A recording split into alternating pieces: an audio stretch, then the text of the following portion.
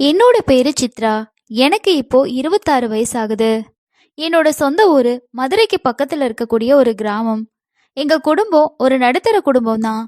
எனக்கு கல்யாணம் பண்ணணும் அப்படின்னு சொல்லி ஆசைப்பட்டு பக்கத்து கிராமத்தை சேர்ந்த ஒருத்தரை பார்த்து என்னோட அம்மா அப்பா எனக்கு கல்யாணம் பண்ணி வச்சாங்க. எங்களோட கல்யாணம் வீட்ல பார்த்து செஞ்சு வச்சதுதான். ஆனா என்னோட கணவர் நான் காதல் கல்யாணம் செஞ்சது போல என்னை ரொம்பவே அன்பாவும் பாசமாவும் பார்த்துக்கிட்டாரு. அவரோட பேரு கிருஷ்ணன். அவருக்கு 30 வயசாகுது. நாங்க எங்க கிராமத்திலேயே ஒரு பெட்டிக்கடை வச்சு அதுல வர்ற வருமானத்தை வச்சுதான் எங்களோட குடும்பத்தை நடத்திக்கிட்டு இருந்தோம். எனக்கு 2 குழந்தைங்க பிறந்தாங்க. முதல்ல ஒரு ஆண் குழந்தை பிறந்துச்சு. அதுக்கப்புறமா ஒரு பெண் குழந்தை பிறந்துச்சு. பையனுக்கு வாசு அப்படின்னு சொல்லி பேர் வச்சோம். பொண்ணுக்கு ஸ்வேதா அப்படின்னு சொல்லி பேர் வச்சோம். 2 பேரையுமே ஒரே மாதிரி அன்பா பாசமா வளர்க்க ஆரம்பிச்சோம். இப்படியே 5-6 வருஷம் அந்த கிராமத்திலேயே தான் நாங்க வாழ்ந்தோம். எங்க கிராமத்துல இருந்து பசங்களை ஸ்கூலுக்கு அனுப்பணும் அப்படின்னா ஒரு 20 கிலோமீட்டர் தாண்டி தான் போகணும். போயிட்டு வர்றது அப்படிங்கிறது ரொம்பவே சிரமமான ஒரு விஷயம். குழந்தைங்களோட வாழ்க்கை, எதிர்காலம் இது எல்லாத்தையுமே யோசிச்சு கிராமத்துல இருக்க எங்க வீட்டை வித்துட்டு டவுனுக்கு போகலாம் அப்படின்னு சொல்லி நானும் என்னோட கணவரும் முடிவு பண்ணோம். கிராமத்துல எங்களுக்கு வீடு மட்டும் இல்லாம கொஞ்சம் நிலமுமே இருந்துச்சு. அது எல்லாத்தையுமே வித்ததுல கொஞ்சம் பணமும் கிடைச்சிச்சு. நகரத்துல ஒரு ஒதுக்குப்புறமான ஒரு இடத்துல சொந்தமா ஒரு வீட்டையும் வாங்கி அங்கதான் நாங்க குடியேறினோம். மீதி இருந்த பணத்துல ஒரு மளிகை கடை ஆரம்பிச்சோம். எங்களோட வாழ்க்கை ரொம்பவே சந்தோஷமா அந்த நகரத்துல ஆரம்பிச்சுது. இப்படியே ஒரு 5 வருஷம் நாங்க ரொம்பவே சந்தோஷமா எங்க பிள்ளைகளை பார்த்துக்கிட்டு நாங்களே எங்களோட வாழ்க்கைய வாழ்ந்துட்டு இருந்தோம். இப்படியே எங்களோட வாழ்க்கை எந்த ஒரு பிரச்சனையும் இல்லாம ரொம்பவே சந்தோஷமா போய்கிட்டு இருந்தப்பதான் நாங்க எதிர்பார்க்காத ஒரு இழப்பு எங்களோட குடும்பத்துல ஏற்பட்டுச்சு. என்னோட மாமியார் இறந்து போயிட்டாங்க அப்படின்ற செய்தி கேட்டு என்னோட கணவர் ரொம்பவே உடைஞ்சு போயிட்டாரு. அவங்களோட காரியம் செய்யறதுக்காக நான் முதல்ல என்னோட பைக்ல கிளம்பி போறேன், நீ பிள்ளைங்க ஸ்கூல் முடிச்சதுக்கு அப்புறமா அவங்கள கூட்டிக்கிட்டு பஸ்ல வான்னு சொல்லிட்டு அவர் கிளம்பி போயிட்டாரு. நானும் பிள்ளைங்களுக்காக வெயிட் பண்ணிக்கிட்டு இருந்தேன். அம்மா இறந்து போன துக்கம் தாங்காம என்னோட கணவர் ரொம்ப வேகமா 2 வீலர்ல போய்கிட்டு இருந்திருக்காரு. அப்படி போறப்பதான் என்னோட கணவரோட 2 வீலர் ஆப்போசிட்ல வந்த ஒரு காரோட மோதினதுல சம்பவ இடத்திலேயே என்னோட கணவர் இறந்து போயிட்டாரு. ஒரு பக்கம் என்னோட மாமியார் இறந்த கவலையே எங்களால தாங்க முடியல. அதே நாள்ல என்னோட கணவரும் எங்களை விட்டு பிரிஞ்சிட்டாரு. எங்க குடும்பத்துல 2 பேரோட மரணம் எங்களோட வாழ்க்கைய அப்படியே புரட்டி போட்டுருச்சு. எங்களுக்குன்னு யாருமே நகரத்துல இல்ல. என்னோட கணவரை நம்பிதான் எல்லாத்தையுமே விட்டுட்டு நகரத்துக்கு வந்தோம். இப்போ அவரும் எங்க கூட இல்ல. நான் தனியாளா ரொம்பவே கலங்கி போய் நின்னேன். ஆனாலும் என்னோட பிள்ளைகளுக்காக நான் வாழணும் அப்படின்ற ஒரு சூழ்நிலை ஏற்பட்டுச்சு. அவங்கள நான் தான் நல்லபடியா வளர்க்கணும், அவங்கள நல்லபடியா படிக்க வச்சு ஒரு நல்ல நிலைமைக்கு கொண்டு வரணும் அப்படின்ற வைராகியம் மட்டும் என்னோட மனசுல எப்பவுமே இருந்துச்சு. வீடு சொந்தமா இருந்ததுனால கணவர் இறந்ததுக்கு அப்புறம் ஓரளவுக்கு எங்களோட மளிகை கடையை நானே நடத்தி அதுல வர வருமானத்தை வச்சு என்னோட பிள்ளைகளை வளர்க்க ஆரம்பிச்சேன். என்னோட 2 பிள்ளைகளுமே அப்பா எப்படி இருந்து அவங்கள வளர்ப்பாங்களோ அந்த அளவுக்கு தனி ஒரு ஆளா நின்று அவங்கள நல்லபடியா படிக்க வச்சு ஒரு நல்ல நிலைமைக்கு கொண்டு வந்தேன். என்னோட பையன் சென்னையில ஒரு தொழிற்சாலைக்கு வேலைக்கு சேர்ந்தான். என்னோட பொண்ணும் நல்லா படிக்க வச்சு அவளுக்கும் கல்யாணம் செஞ்சு கொடுத்தேன். அதுக்கப்புறமா வாசனுக்கும் திருமணம் பண்ணி வச்சேன். அவன் அவனோட வைஃப் கூட சென்னைக்கே போயிட்டான். வாசனோட மனைவியும் ஒரு பிரைவேட் கம்பெனில தான் வேலை பார்க்குறா. அதனால 2 பேருமே சென்னையில வீடு எடுத்து அங்கேயே செட்டில் ஆயிட்டாங்க. என்னோட பையனுக்கும் கல்யாணம் ஆகிருச்சு. இன்னொரு பக்கம் என்னோட பொண்ணுக்கும் கல்யாணம் ஆயிடுச்சு. 2 பேருமே தனித்தனியா அவங்களோட குடும்பத்தோட வாழ்ந்துட்டு இருந்தாங்க. இதனால என்னோட கணவர் வாங்கின வீட்டில் நான் மட்டும் வாழ வேண்டிய சூழ்நிலை ஏற்பட்டுச்சு.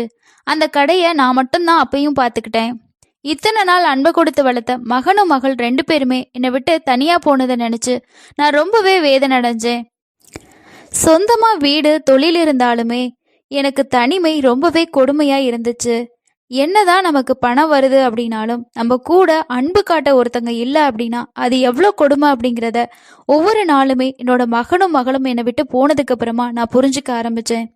அப்பதான் என்னால தனியா இருக்க முடியாதுன்னு சொல்லி என்னோட பையன்கிட்ட நானும் உன் கூட அங்கேயே வந்துடுறேன், என்னை அங்கேயே கூட்டிட்டு போயிடுன்னு சொல்லி கேட்டேன். ஆனா என்னோட பையன் கல்யாணத்துக்கு அப்புறமா தன்னோட மனைவியோட சந்தோஷம்தான் முக்கியம்னு நினைச்சான். பெத்த தாய் கஷ்டப்படுறாளேன்னு சொல்லி அவன் கொஞ்சம் கூட யோசிக்கவே இல்லை. இல்லம்மா, இங்க வந்தா உனக்கும் கஷ்டமா இருக்கும். உனக்கு அங்க இருக்கிறது தான் பரவாயில்லையா இருக்கும். நாங்க 2 பேரும் வேலைக்கு போயிட்டோம்னா, நீ மட்டும் தனியா தான் வீட்ல இருக்கணும். ஸோ இங்கேயும் நீ வந்து இதே விஷயத்த தான் சொல்லி புலம்பிட்டு இருப்ப. அதனால நீ ஊர்லயே இரு. உனக்கு தேவையான பணத்தை மாசம் மாசம் நான் அனுப்பி வைக்கிறேன் அப்படின்னு சொல்லி சொன்னான். நீ கடையை கூட நடத்த வேணாம். அதை பாத்துக்கிறதுக்கு உங்களுக்கு கஷ்டமா இருக்கும். நீங்க வீட்லயே இருங்க. உங்களுக்கு தேவையான எல்லாத்தையுமே நானே இங்கிருந்து அனுப்புறேன். இதை கேட்ட நானும் சரி என்ன பண்றது, கடைசி கால வரைக்கும் நம்ம தனிமையில தான் இருக்கணுன்றது நம்மளோட தலையெழுத்து போலன்னு சொல்லி அதுக்கப்புறமா நான் எதுவுமே சொல்லல. மாசம் மாசம் என்னோட பையன் என்னோட அக்கௌண்ட்டுக்கு காசு அனுப்பிடுவான். சொந்த வீடு அப்படிங்கிறதுனால வாடகை எதுவுமே கிடையாது. என்னோட செலவுக்கு தேவையான பணத்தை எடுத்துக்கிட்டு மீதியை என்னோட பேங்க் அக்கௌண்ட்ல சேவிங் பண்ண ஆரம்பிச்சேன். இப்ப எனக்கு 50 வயசு ஆகுது. தனிமையில இருக்க ரொம்பவே கஷ்டமா இருக்கு. வாழ்ந்து ஆகணுமேனு சொல்லி ஏதோ என்னோட வாழ்க்கைய ஓட்டிக்கிட்டே இருந்தேன். இதுக்கு மேலேயும் நம்மளால தனிமையில இருக்க முடியாது. சரி நம்ம ஒரு ஆண்ட்ராய்டு ஃபோன் வாங்கலான்னு சொல்லி ஒரு ஆண்ட்ராய்டு ஃபோன் வாங்கியிருந்தேன். நான் 10th வரைக்கும் படிச்சிருக்கேன். அதனால ஓரளவுக்கு என்னால் இங்கிலீஷை படிக்க எழுத முடியும். ஃபோன் வாங்கினதுக்கு அப்புறமா அதை யூஸ் பண்ணவும் ஆரம்பித்தேன். அதில் சோஷியல் மீடியாவில் நிறைய விஷயங்களை பார்த்து என்னோட நேரத்தை போக்க ஆரம்பித்தேன். இப்படி செஞ்சாலும் என்னால் தனிமையை போக்கவே முடியல. என்னோட ஆசையை தீர்த்துக்கிறதுக்காக நான் சில படங்களை பார்க்கவும் ஆரம்பித்தேன். இது தப்பு தான். தனிமையில் இருக்கிறவங்க வேற என்ன செய்வாங்க? அதனால நான் ஒரு சில ஆபாச படங்களையும் என்னோட ஃபோனில் பார்க்க ஆரம்பித்தேன். என்னோட பையன் காலேஜ் படிக்க ஆரம்பிச்சப்போ என்னோட பையனுக்கு வேணுமேன்னு சொல்லிட்டு எங்கள் வீட்டோட ஃபர்ஸ்ட் ஃப்ளோரில் ஒரு 2 ரூம் கட்டினோம். அதில் தான் அவன் தங்கி படிக்கிறது எல்லாமே பண்ணுவான். அவன் வேலைக்கு போயிட்டு கல்யாணம் பண்ணதுக்கு அப்புறமா அந்த 2 ரூமுமே பூட்டி தான் இருந்துச்சு. சரி அதை யாருக்காவது வாடகைக்கு விட்டா அந்த நபர் கூடயாவது பேசிக்கிட்டு நம்ம பொழுது போக்கிக்கலான்னு சொல்லிட்டு வாடகைக்கு விடப்படும்னு சொல்லி போர்டு மாட்டியிருந்தேன். கேட்ல இருந்த விளம்பரத்தை பார்த்துட்டு சேகர் அப்படிங்கிற 20 வயசான ஒரு பையன் அந்த ரூம் எனக்கு வாடகைக்கு வேணும்னு சொல்லி கேட்டான். என்னோட சொந்த ஊர் மதுரைக்கு பக்கத்துல ஒரு கிராமம் தான். இப்போ நான் இந்த ஊர்ல தங்கி ஒரு பிரைவேட் கம்பெனில வேலை பார்த்துட்டு இருக்கேன். எனக்கு டெய்லியுமே ஊருக்கு போயிட்டு வர்றது ரொம்பவே சிரமமா இருக்கு. அதுவும் இல்லாம இங்க வீடு வாடகைக்கு எடுக்கணும் அப்படின்னா ஃபேமிலியா இருக்கிறவங்களுக்கு தான் கொடுப்பேன்னு சொல்றாங்க. நான் சிங்கிளா இருக்கிறனால எனக்கு எங்கேயுமே வாடகைக்கு வீடு கிடைக்கல. அதுவும் இல்லாம உங்களோட இடத்துல இருந்து எனக்கு கம்பெனிக்கு போறதுக்கு ரொம்பவே ஈஸியா இருக்கும். நீங்களும் 2 ரூம் தான் இருக்குன்னு சொல்லியிருக்கீங்க. எனக்கு வாடகைக்கு விட்டீங்கன்னா ரொம்பவே சௌரியமா இருக்கும்னு சொன்னான். எனக்கும் சரி விட்டோன்னா வாடகை கிடைக்கும்னு சொல்லிட்டு அந்த பையனுக்கே என்னோட வீட்டை நான் வாடகைக்கு விட்டேன். அந்த பையனே சமைச்சு சாப்பிட்டுக்கிட்டு வேலைக்கு போயிட்டு வந்துட்டு இருந்தான். நானும் டெய்லியும் காலையில போகும்போதும் சரி நைட்டு வரும்போதும் அவனை பார்ப்பேன். என்னை பார்த்தா சிரிப்பான். கொஞ்ச நாள் போகும்போது 2 பேரும் பேச ஆரம்பிச்சோம். நானும் தனியா சமைச்சு சாப்பிட்டுட்டு இருக்கேன், நீயும் தனியா தான் சமைச்சு சாப்பிட்டுட்டு இருக்க. எதுக்கு 2 சமையல் பண்ணணும்? நானே உனக்கு 3 வேளையே சமைச்சு தரேன். இங்கேயே நீ சாப்பிட்டுக்கலாம். என் கூட பேசிக்கிட்டு இருந்தா எனக்கும் தனிமையில் இருக்கிறது கொஞ்சம் குறையும்னு சொன்னேன். இதை கேட்ட சேகர் ஃபர்ஸ்ட் வேணாம் அப்படின்னு சொன்னான். ஆரம்பத்தில் நான் சொல்லும்போது உங்களுக்கு எதுக்கு ஆண்டி சிரமம், நீங்க வீடே வாடகைக்கு கொடுத்துருக்கீங்க, இதுக்கு மேல எனக்கு எந்த ஹெல்ப்பும் வேணான்னு சொன்னான். ஒருத்தருக்கு சமைச்சே எனக்கு போர் அடிக்குது தம்பி, உனக்கும் சேர்த்து நான் சமைச்சு தரேன்னு சொன்னேன். பரவாயில்ல நீங்க கொடுங்கன்னு சொல்லிட்டு ஓகேன்னு சொல்லிட்டான். அதுக்கப்புறமா லீவு நாள்ல ஈவினிங் வந்ததுக்கு அப்புறமா என்னோட வீட்டுக்கு சேகர் வந்து 2 பேரும் ஒன்னாதான் உட்காந்து சாப்பிடுவோம். அதுக்கப்புறம் 2 பேரும் சேர்ந்து டிவி பார்த்து எங்களோட நேரத்தை ஸ்பெண்ட் பண்ணுவோம். இப்படியே நாள் போக போக தனிமையில இருந்த எனக்கு ஒரு துணை கிடைச்ச மாதிரியான ஒரு திருப்தி ஏற்பட்டுச்சு. அது மட்டும் இல்லாம சேகரை பார்க்குறப்போ எனக்கு வேற மாதிரியான ஆசைகள் தோண ஆரம்பிச்சுது. இந்த மாதிரி ஒரு இளமையான அழகான பையனோட ஒரு உறவுல இருந்தா என்ன அப்படிங்கிற மாதிரியான எண்ணம் எனக்குள்ள தோன்ற ஆரம்பிச்சிச்சு. ஏன்னா நான் ரெகுலரா என்னோட ஃபோன்ல நிறைய வீடியோஸை நான் பார்ப்பேன். அதுல இருக்க மாதிரி நானும் சந்தோஷமா இருக்கணும்னு நினைச்சேன். அதனால சேகர் கூட இன்னுமுமே நெருக்கமா பழக ஆரம்பிச்சேன். அவனுக்கு பிடிச்சத தேவையான விஷயத்தெல்லாம் கேட்டு கேட்டு செஞ்சு கொடுக்க ஆரம்பிச்சேன். அது மட்டும் இல்லாம அவனுக்கு புது ட்ரெஸ் வாங்கி கொடுக்கறது, அவனுக்கு நிறைய சர்ப்ரைஸ் பண்றதுன்னு சொல்லி அவன் எதிர்பார்க்காத நிறைய விஷயங்களை நான் செஞ்சு கொடுத்துக்கிட்டே இருந்தேன். இதனால என் கூட சேகர் இன்னுமுமே நெருக்கமாக ஆரம்பிச்சான். இப்படியே போறப்பதான் ஒரு நாள் எப்படியாவது என்னோட மனசுல சேகர் கூட நான் ஒன்னா இருக்கணும் அப்படிங்கிற ஆசையை அவனுக்கு வெளிப்படுத்தணும் அப்படின்னு நினைச்சேன். எப்பயும் போல அன்னைக்கு ஞாயிற்றுக்கிழமை லீவு அப்படிங்கிறதுனால சேகர் என்னோட வீட்டுக்கு வந்து டிவி பார்த்துட்டு இருந்தான்.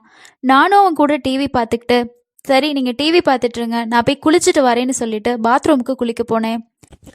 எங்களோட வீடு பழைய காலத்து டைப்ல கட்டப்பட்ட ஒரு வீடு அப்படிங்கிறதுனால வீட்டோட பாத்ரூம் வெளியில தான் இருக்கு. அதனால பாத்ரூம்க்கு போய் குளிச்சுட்டு அதுக்கப்புறமா டவலை மட்டும் கட்டிக்கிட்டு ஹால் பக்கமா வந்தேன். ஹால்ல டிவி பார்த்துட்டு இருந்த சேகர் நான் வந்ததை பார்த்து ஒரு மாதிரி ஆகிட்டான். அவன் பார்த்ததுமே புரிஞ்சுப்பான் அப்படின்னு சொல்லி நான் எதுவுமே சொல்லாம என்னோட ரூமுக்கு போயிட்டு ட்ரெஸ் மாற்ற ஆரம்பிச்சேன். அப்ப பார்த்த சேகர் என்னையே திரும்பி திரும்பி பார்த்துட்டு இருந்தான். சரி, நம்ம வேலையை பார்க்கலான்னு சொல்லிட்டு நானும் பேசாம இருந்துட்டேன். கொஞ்ச நேரம் இருந்துட்டு சேகர் எனக்கு கொஞ்சம் வெளியில அவசரமா வேலை இருக்குன்னு சொல்லி கிளம்பி போயிட்டான். இந்த சம்பவத்துக்கு அப்புறமா சேகருக்கு என் மேல ஒரு இன்ட்ரெஸ்ட் வர ஆரம்பிச்சுது. அவனோட மனசுல ஒரு தவறான எண்ணம் தோணவும் ஆரம்பிச்சுது. அவனோட ஆசையை வளர்த்துக்கிட்டான். நாம இருக்கிறத தெரிஞ்சும் அவங்க வேணும்னே இப்படி டவலோட கட்டிட்டு வராங்க. ரூம் கதவை க்ளோஸ் பண்ணாமவே ட்ரெஸ் சேஞ்ச் பண்ணிக்கிட்டு இருக்காங்க. ஸோ அவங்க என்ன நினைக்கிறாங்க அப்படின்றத அவன் ரொம்பவே ஈஸியாக புரிஞ்சுக்கிட்டான். சேகரோட மனசுலையும் நான் என்ன நினைக்கிறேன் அப்படிங்கிறது புரிய ஆரம்பிச்சுது. இதுதான் சரியான சந்தர்ப்பம், இது விடவே கூடாதுன்னு சொல்லிட்டு நான் இன்னுமே அவன் கூட க்ளோஸ் ஆக ஆரம்பிச்சேன். எப்பவும் போல சேகர் வேலைக்கு போயிட்டு ஈவினிங் வீட்டுக்கு வந்ததுக்கு அப்புறமா தன்னோட ரூம்ல போயிட்டு ஃப்ரெஷ் அப் ஆகிட்டு டிவி பார்க்கறதுக்காக என் வீட்டுக்கு வந்தான். நான் நைட்டுக்கு டிஃபன் ரெடி பண்ணிக்கிட்டு இருக்கேன்னு சொல்லி சொன்னேன். ஸோ அதுக்கப்புறமா அவனுக்கு பிடிச்ச மாதிரியான டிஃபனை ரெடி பண்ணி கொடுத்தேன். 2 பேரும் ஒன்றா உட்காந்து தான் சாப்பிட்டோம். சாப்பிட்டதுக்கு அப்புறமா நான் தூங்க போறேன்னு சொல்லிட்டு சேகர் கிளம்புறதுக்கு போனான். அப்பதான் நான் சொன்னேன், எவ்வளோ நாள் தான் நான் தனியாக இந்த வீட்டிலையே இருக்கிறது, நீயும் என் கூடயே இரேன், 2 பேரும் பேசிக்கிட்டு இருக்கலாம் அப்படின்னு சொல்லி சொன்னேன். நான் சொன்னது எதுக்காகன்னு சொல்லி சீக்கிரமாவே சேகருக்கு புரிஞ்சிருச்சு. அதுக்கப்புறமா ரொம்ப நேரமா 2 பேரும் டிவி பார்க்க ஆரம்பிச்சோம். அந்த நேரத்துல தான் என்னோட மனசுல என்ன இருக்கு அப்படின்றத நான் அவன்கிட்ட வெளிப்படுத்த ஆரம்பிச்சேன். சேகருக்கும் அதே எண்ணம் தான் இருக்கு அப்படிங்கிறத நான் புரிஞ்சுக்கிட்டேன். அன்னைக்கு தான் நாங்கள் 2 பேரும் எங்களோட தவறான உறவை ஆரம்பிச்சோம். அன்னைக்கு நைட்டு சேகர் என்னோட ரூம்ல தான் தூங்கினான். அப்போ என் மனசுல என்ன இருக்கு அப்படின்றத முழுசா புரிஞ்சுக்கிட்டு 2 பேரும் ஒரு தவறான உறவை அன்னைக்கே ஆரம்பிச்சிட்டோம். எங்க 2 பேருக்கு இடையில இருக்கிறது காதலா அப்படின்னா அது கிடையாது, ஒரு தவறான எண்ணம் மட்டும்தான் இருந்துச்சு. எங்களோட ஆசையை தீர்த்துக்கிறதுக்காக அடிக்கடி சந்திக்க ஆரம்பிச்சோம். என்னோட வீட்லயும் யாரும் இல்லை, அவனும் தனியா இருக்கிறதுனால யாருக்கும் எங்களை பத்தின சந்தேகம் வரவே இல்லை. இப்படியே நாட்கள் ஓட ஆரம்பிச்சது. சேகருக்கு என்னோட பையனை விட வயசு கம்மிதான். இருந்தாலும் அவன் மேல இருக்கக்கூடிய ஈடுபாடு எனக்கு கொஞ்சம் கூட குறையவே இல்லை. டெய்லியுமே வேலைக்கு போறதுக்காக பஸ்ஸுக்கு ஓடிட்டு இருக்கக்கூடிய அவனுக்கு ஒரு 2 வீலர் வாங்கி கொடுக்கணும்னு ஆசைப்பட்டேன். அதனால என்னோட சேவிங்ஸ்ல இருந்த 1 லட்ச ரூபாய் பணத்தை எடுத்து கொடுத்து அவனுக்கு பிடிச்ச மாதிரியான ஒரு பைக்கையும் வாங்கி கொடுத்தேன். அதுக்கப்புறமா அவன் வேலைக்கு போட்டுட்டு போறதுக்கு ட்ரெஸ்ஸு, இன்னும் என்னென்ன திங்ஸ் எல்லாம் அவனுக்கு வேணுமோ அது எல்லாமே நான் கேட்டு கேட்டு அவனுக்கு பண்ணி கொடுத்தேன். சேகருக்கு மாச சம்பளம் 20,000 ரூபாய் தான் வரும். அதுல அவனோட அம்மா அப்பாவுக்கும் அவன் காசு அனுப்புறான். அதனால அவனுக்கு தேவையான எந்த விஷயத்தையுமே அவன் பண்ணிக்க மாட்டான். முடிஞ்ச வரைக்கும் கம்மி செலவுல மீதி பணத்தை மிச்சப்படுத்தணும்னு தான் எப்பவுமே இருப்பான்.